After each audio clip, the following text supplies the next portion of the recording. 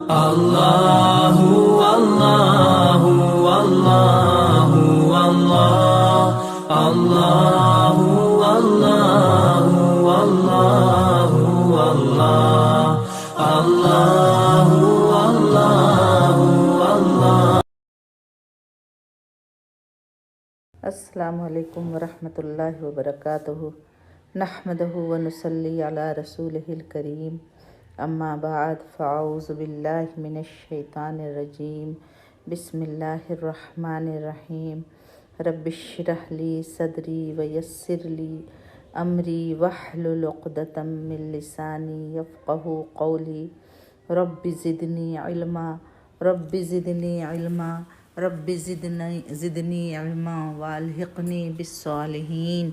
اللہم فقہنا فی الدین، اللہم فقہنا فی الدین، اللہم فقہنا فی الدین۔ آج میں اپنی بہنوں کے لیے رجب اور شب معراج کی چوتھی اور آخری قسط لیے حاضر ہوں۔ سیدنا ابن عباس رضی اللہ تعالی عنہ سے مروی ہے کہ آپ صلی اللہ علیہ وسلم ایک ایسے مقام پر پہنچے جہاں پر جبرائیل علیہ السلام نے آپ صلی اللہ علیہ وسلم کا ساتھ چھوڑ دیا، تو اس پر آپ صلی اللہ علیہ وسلم نے فرمایا، ایسے مقام پر کوئی دوست اپنے دوست کو نہیں چھوڑتا، آپ میرا ساتھ کیوں چھوڑ رہے ہیں؟ جبرائیل علیہ السلام نے فرمایا، اگر میں اس مقام سے آگے بڑھوں تو نور سے جل جاؤں گا۔ اس کے بعد آپ صلی اللہ علیہ وسلم کو سدرۃ المنتہا تک لے جایا گیا۔ اس کے بیر ہجر کے مٹکوں کے برابر اور اس کے بیر ہجر کے مٹکوں کے برابر اور اس کے پتے ہاتھی کے کان کی طرح تھے۔ پھر اس پر سونے کے پتنگے چھا گئے اور اللہ کے حکم سے جو کچھ چھانا تھا چھا گیا۔ اس سے وہ سدرہ یعنی بیری کا درخت تبدیل ہو کر تنا اتنا خوبصورت ہو گیا کہ اللہ کی کوئی مخلوق اس کا حسن بیان کرنے کی تاب نہیں رکھتی۔ اس وقت اللہ تعالیٰ نے اپنے بندے کو وحی فرمائی اور آپ صلی اللہ علیہ وسلم پر اور آپ صلی اللہ علیہ وسلم کی امت پر 50 وقت کی نمازیں فرض کیں۔ واپس آتے ہی موسیٰ علیہ السلام سے آپ صلی اللہ علیہ وسلم کی ملاقات ہوئی تو دریافت کیا کہ آپ صلی اللہ علیہ وسلم کو کیا حکم ملا؟ آپ نے جواب دیا، ایک دن رات میں مجھ پر اور میری امت پر 50 نمازیں فرض کی گئی ہیں۔ موسیٰ علیہ السلام نے کہا، آپ صلی اللہ علیہ وسلم کی امت ایک دن رات میں 50 نمازیں نہ پڑھ سکے گی۔ میں بنی اسرائیل کا خوب تجربہ کر چکا ہوں، آپ کمی کی درخواست لے کر اپنے رب کے پاس جائیں۔ موسیٰ علیہ السلام کے فرمانے پر آپ اللہ کے پاس واپس گئے اور کمی کی درخواست کی۔ اللہ تعالیٰ نے آپ صلی اللہ علیہ وسلم کی درخواست کو قبول فرما کر 10 نمازوں کی تخفیف فرمائی۔ اس کے بعد آپ موسیٰ علیہ السلام کے پاس آئے تو انہوں نے پوچھا، کیا ہوا؟ آپ نے کہا، 10 نمازوں کی کمی کر دی گئی ہے۔ یہ سن کر موسیٰ علیہ السلام نے فرمایا، اب پھر واپس جائیے اور تخفیف کی درخواست کیجیے۔ آپ صلی اللہ علیہ وسلم واپس آ گئے اور اللہ تعالیٰ سے تخفیف کی درخواست کی۔ اللہ تعالیٰ نے اس کے بعد 10 نمازوں کی اور کمی کر دی۔ یوں آپ صلی اللہ علیہ وسلم کی موسیٰ اور اللہ تعالیٰ کے درمیان آمد و رفت جاری رہی، یہاں تک کہ اللہ تعالیٰ نے 5 نمازیں کر دی۔ اس کے بعد آپ صلی اللہ علیہ وسلم پھر واپس آئے تو موسیٰ علیہ السلام نے کہا کہ جاؤ اور کمی کراؤ۔ آپ صلی اللہ علیہ وسلم نے کہا، اب مجھے شرم آتی ہے، جو اللہ تعالیٰ نے فرض کیا ہے اس پر میں راضی ہوں۔ آپ صلی اللہ علیہ وسلم نے فرمایا، جب میں وہاں سے واپس آیا تو ایک پکارنے والے نے پکار کر کہا، میں نے اپنا فرض پورا کر دیا اور بندوں کے لیے تخفیف کر دی، یہ 5 نمازیں اجر میں 50 کے برابر ہوں گی۔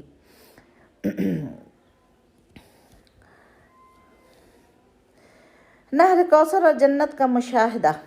سدرۃ المنتہا پر بہت سے عجائبات کا مشاہدہ کرنے کے بعد رسول اللہ صلی اللہ علیہ وسلم نے فرمایا، پھر مجھے جنت میں لے جایا گیا تو میں نے وہاں دیکھا کہ موتیوں کے قبے ہیں اور اس کی مٹی کستوری ہے۔ جنت میں آپ صلی اللہ علیہ وسلم نے نہر کوثر کا مشاہدہ فرمایا۔ حضرت انس رضی اللہ تعالی عنہ سے روایت ہے کہ نبی کریم صلی اللہ علیہ وسلم نے فرمایا، میں ایک نہر پر آیا، اس کے دونوں کنارے موتیوں اور قبوں کے تھے۔ میں نے پوچھا، جبرائیل یہ کیا ہے؟ جبرائیل علیہ السلام نے کہا، یہ کوثر ہے، ابراہیم علیہ السلام کا امت محمد صلی اللہ علیہ وسلم کے نام خصوصی پیغام۔ ابن مسعود رضی اللہ تعالیٰ عنہ بیان کرتے ہیں کہ رسول اللہ صلی اللہ علیہ وسلم نے فرمایا، معراج کی رات میری ملاقات حضرت ابراہیم علیہ السلام سے ہوئی۔ انہوں نے کہا، اے محمد صلی اللہ علیہ وسلم، اپنی امت کو میری طرف سے سلام کہیے اور ان کو بتائیے کہ جنت کی مٹی بڑی عمدہ ہے، اس کا پانی میٹھا ہے لیکن وہ چٹیل میدان ہے، اس میں کاشتکاری کی ضرورت ہے، اور اس کی کاشتکاری سبحان اللہ والحمد للہ ولا الہ الا اللہ واللہ اکبر ہے۔ اللہ پاک ہے اور تمام تعریف اللہ ہی کے لیے ہے، اس کے سوا کوئی معبود نہیں، اور وہ سب سے بڑا ہے۔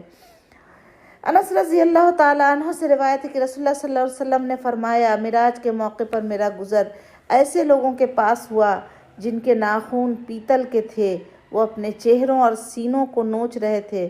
میں نے پوچھا، جبریل یہ کون لوگ ہیں؟ جبریل علیہ السلام نے کہا، یہ وہ لوگ ہیں جو لوگوں کا گوشت کھایا کرتے تھے اور ان کی غیبت کیا کرتے تھے۔ حضرت انس رضی اللہ تعالیٰ عنہ سے روایت ہے کہ رسول اللہ صلی اللہ علیہ وسلم نے فرمایا، میں نے معراج کی رات کچھ لوگوں کو دیکھا کہ ان کے منہ آگ کی قینچیوں سے کاٹے جا رہے ہیں۔ میں نے پوچھا، جبرائیل یہ کون لوگ ہیں؟ جبرائیل نے فرمایا، یہ آپ صلی اللہ علیہ وسلم کی امت کے وہ خطیب ہیں جو لوگوں کو تو بھلائیوں کا حکم دیتے ہیں اور خود ان پر عمل نہیں کرتے، حالانکہ وہ کتاب بھی پڑھتے ہیں پس وہ سمجھتے نہیں۔ اسی رات نبی کریم صلی اللہ علیہ وسلم مکہ تشریف لے آئے۔ مولانا ظفر علی خان نے کیا خوب کہا، زنجیر بھی ہلتی رہی، بستر بھی رہا گرم، ایک پل میں سرے عرش گئے آئے محمد صلی اللہ علیہ وسلم۔ اگلی صبح آپ صلی اللہ علیہ وسلم نے قوم کو گزشتہ رات کے بارے میں بتایا۔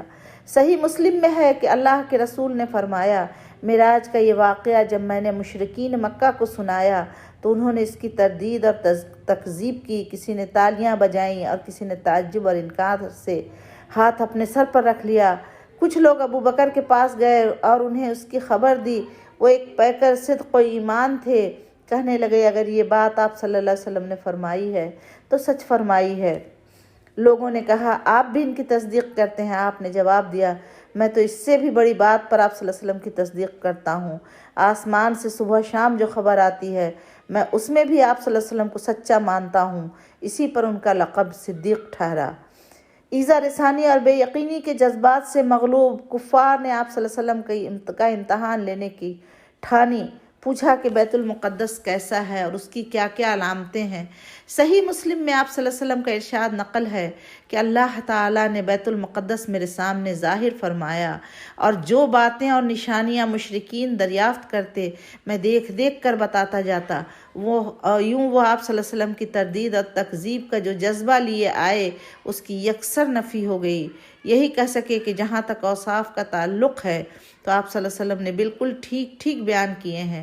انہوں نے اپنے ایک قافلے کے متعلق بھی سوال کیا جو ملک شام سے آ رہا تھا۔ آپ صلی اللہ علیہ وسلم نے اس قافلے کے احوال، اس کے پہنچنے کا وقت اور جو اونٹ آگے آ رہا تھا ان سب کی خبر دی، اور جیسا آپ صلی اللہ علیہ وسلم نے بتلایا تھا عین اسی طرح ہوا۔ آپ نے کچھ اور باتیں بھی بتائیں اور بعد میں آنے والے قافلوں سے ان کی تصدیق ہو گئی۔ اس طرح زبانیں بند ہو گئیں، مگر دل یہی سوچتے رہے کہ یہ کیسے ہو سکتا ہے۔ اب بھی بہت سے لوگ یہی سوچتے ہیں کہ یہ کیسے ہو سکتا ہے، حالانکہ اللہ تعالیٰ ہر چیز پر قادر ہے، اور جب وہ کسی بات کا ارادہ کر لیتا ہے تو اسے صرف کن ہو جا کہنے کی ضرورت ہے۔ معراج کے دوران نبی کریم صلی اللہ علیہ وسلم کو جو بھی مشاہدات کروائے گئے ان میں ہمارے لیے بہت سے سبق ہیں، جن میں سے اہم ترین یہ ہے کہ ہم اپنی نمازوں کی پابندی کریں، جن کا حکم اللہ تعالیٰ نے اس موقع پر نبی کریم صلی اللہ علیہ وآلہ وسلم کو دیا۔ اس جنت کے لیے کوشاں ہو جس کا مشاہدہ آپ صلی اللہ علیہ وسلم نے بنفس نفیس فرمایا۔ ابراہیم علیہ السلام کے خصوصی پیغام کے مطابق کثرت سے ذکر الہی کریں، دوسروں کی غیبت سے پرہیز کریں، اور جو بات دوسروں کو کہیں اس پر خود بھی عمل کریں۔ وآخر الدعوان الحمد للہ رب العالمین، سبحان ربک رب العزت عما یصفون، وسلام علی المرسلین، والحمد للہ رب العالمین۔ الحمدللہ آج یہ چوتھی قسط مکمل ہو گئی۔ اللہ تعالی ہمارے پڑھنے اور آپ کے سننے کو قبول کرے۔ السلام علیکم ورحمۃ اللہ وبرکاتہ.